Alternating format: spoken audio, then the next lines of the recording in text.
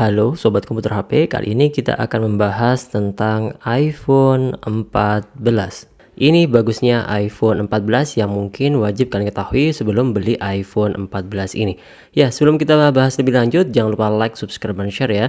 Dan kita bahas tentang iPhone 14 seri lanjutan dari iPhone 13, dimana untuk iPhone 14 ini tentunya berbeda dengan iPhone 13. Padahal untuk iPhone 13 itu secara spek mirip dengan iPhone 13 Pro, tetapi untuk iPhone 14 itu berbeda dengan iPhone 14 Pro. iPhone 14 ini lebih mirip dengan iPhone 13 biasa.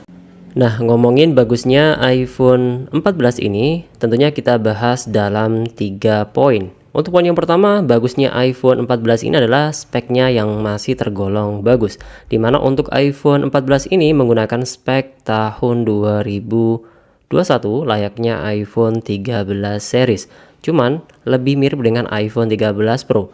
Nanti kita bahas pada bagian prosesornya ya. Untuk iPhone 14 ini adalah iPhone yang dirilis di tahun 2022 tetapi menggunakan spek tahun 2021.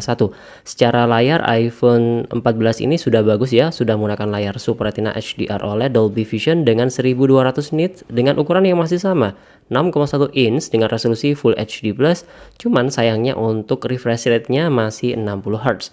Kemudian secara platform atau chipset, iPhone 14 ini menggunakan chipset Apple A15 Bionic dengan fabrikasi 5 nanometer, hexa-core Apple GPU 5 core graphics. Nah, di sini bedanya. iPhone 13 menggunakan 4 core graphics, sedangkan untuk iPhone 14 ini menggunakan 5 core graphics dengan RAM 6GB yang tentunya lebih mirip dengan iPhone 13 Pro. Jadi untuk iPhone 14 ini secara pengolahan data dan juga pengolahan grafis pastinya lebih bagus dibandingkan iPhone 13 biasa. Jadi keunggulannya di sana, dan juga untuk multitasking pastinya lebih lancar lagi di iPhone 14 ini. Di iPhone 13 menggunakan RAM 4GB sudah cukup lancar, di iPhone 14 ini makin lancar lagi. Untuk pilihan storage ya standar ya, untuk iPhone 13 ke atas sudah menggunakan minimal 128GB.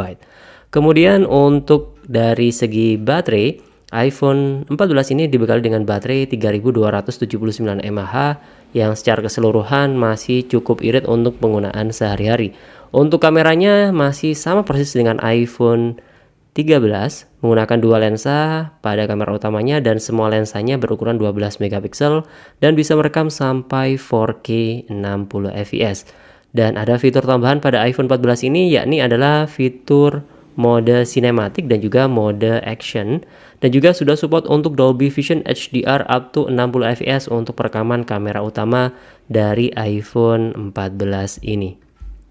Kemudian secara fitur iPhone 14 ini ya standar layaknya iPhone 13, sudah support untuk dual SIM, IP68, Apple Pay, NFC, fast charging, wireless charging, MagSafe, dan juga sudah support untuk jaringan 5G pada iPhone 14 ini. Dan sudah ada dua tambahan fitur lagi, yakni adalah mode sinematik dan juga mode action yang tentunya hanya bisa kalian temukan pada iPhone 14 ataupun yang lebih baru.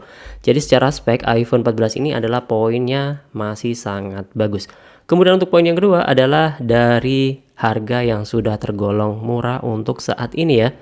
Mengingat harga dolar saat ini kursnya masih cukup lumayan mahal, untuk saat ini harga baru dari iPhone 14 ini dalam kondisi baru garansi resmi Indonesia di iBox tentunya akan beda halnya lagi di marketplace ya.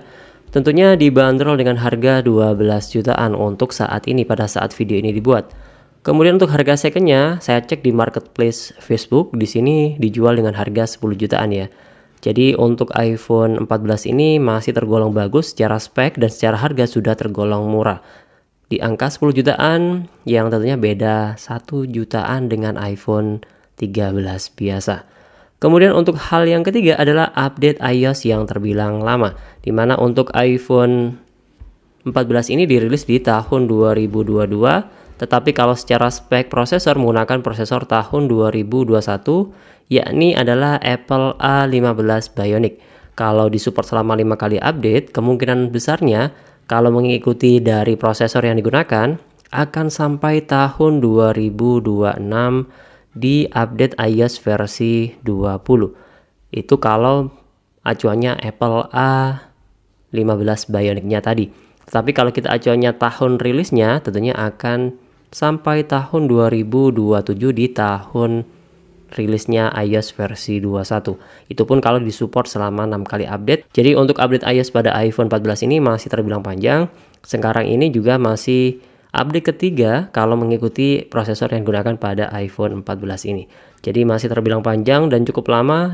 Dan terbilang cukup lama juga kalau mau pakai iPhone 14 ini secara spek kamera, prosesor, performa, dan sejenisnya. iPhone 14 ini masih sangat mumpuni banget.